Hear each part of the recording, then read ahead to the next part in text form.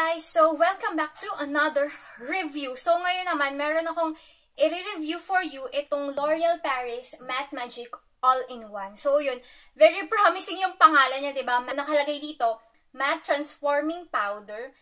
Meron na rin siyang SPF 34, PA+++, 12-hour shine resistant.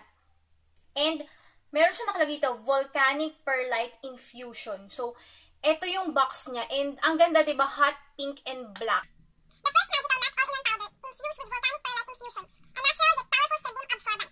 So, yan, nakalagay. Complexion enjoys a just out of shower fresh finish and sensation. 12-hour shine-free, poreless skin perfection that lasts. So, ito yung benefits niya na nagawa. Number 1, primes. Shine-free skin canvas for skin balancing preparation. So, pwede rin siyang primer. So, kasi nakalagay skin balancing preparation. So, number 2, covers. Minimize appearance of all blemishes and skin imperfections. Number 3, nakalagay ito, perfect.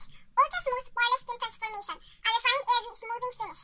So, nakalagay, result, 12-hour shine-free fresh look, impeccably poreless finish, and ultra sensorial velvety soft touch.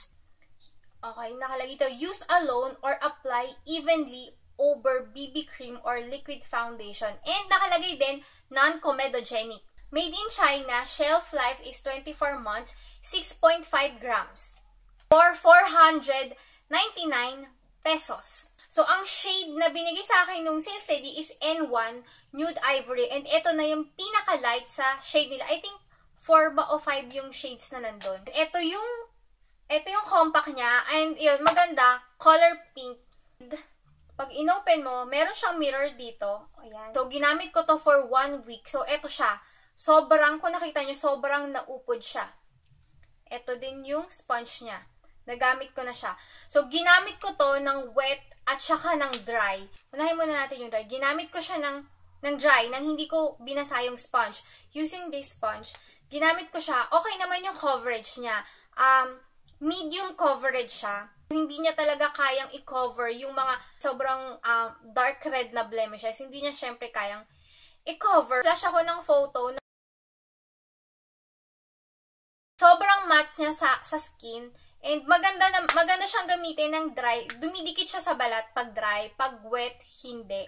Sabi ng babae sa akin, pwede daw tong gamitin ng wet at saka ng dry. Pero ginamit ko siya ng wet, hindi siya dumikit sa skin ko. Mahirap siyang dumikit and nabasa yung powder, nagkaroon siya ng, alam niyo yung parang nagbubuo-buo na parang sinipsip niya yung water. Hindi ko alam kung mahirap lang talaga siyang i-apply sa skin dahil ng wet, or hindi ko alam kung hindi siguro alam ng sales lady kung pwede siyang gamitin ng wet. Kasi sabi niya pwede daw, pero yun nga, trinay ko siya. Pero although nagagamit ko siya ng wet, pero hindi nga lang ganun na dumidikit sa skin. Mahirap siyang dumikit sa skin kapag bago kang hilamos or kahit may primer, mahirap siyang dumikit sa skin. Pero, once na yung sa hapon na, nag-blot na ako ng oil and yun, tas pinatungan ko, tas wet yung ginamit kong sponge, dumidikit naman siya, pero hindi nga lang siya ganun na dumidikit sa skin, tsaka hindi siya ganun na, alam niyo, yung feeling na mahirap siyang ipunas, parang ganun. Pero, yun yung hindi ko gusto sa kanya, yun yung cons. Pero ito talaga makikita mo, may oil control talaga siya. Pero hindi niya na-beat yung 12-hour na nakalagay dito na 12-hour shine resistant.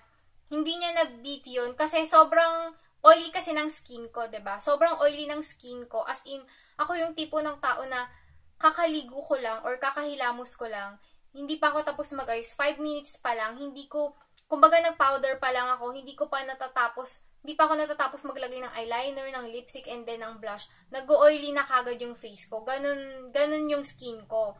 So, dito, sa loob ng 2 hours, medyo nag-oily na yung skin ko, pero okay pa siya. Okay yung oil control niya kumpara mo sa ibang mga regular na powders. Ito, oil control talaga siya.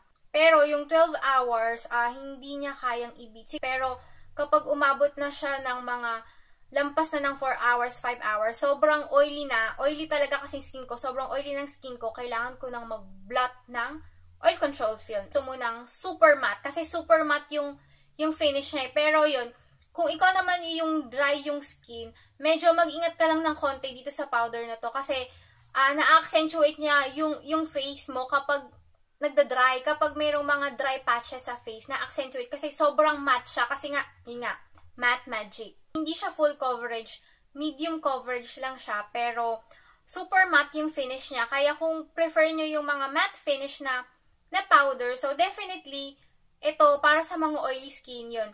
Para sa inyo to, itong powder na to.